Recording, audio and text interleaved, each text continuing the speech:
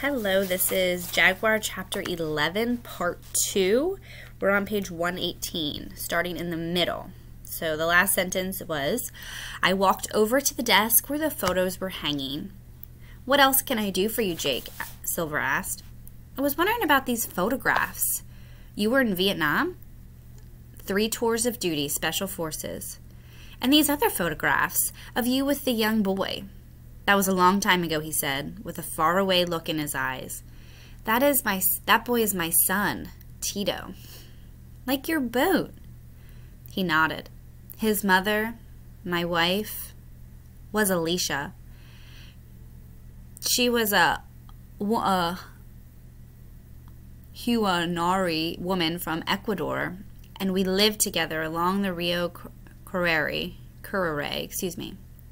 What happened? I'm not sure, he said. I had to go away on a job. I was away for 3 months. When I got back, they were gone. That was 10 years ago.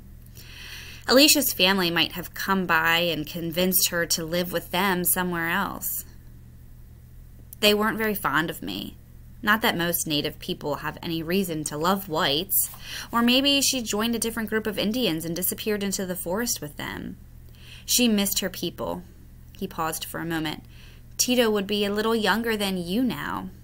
Did you look for them? For a very long time, but I never found them.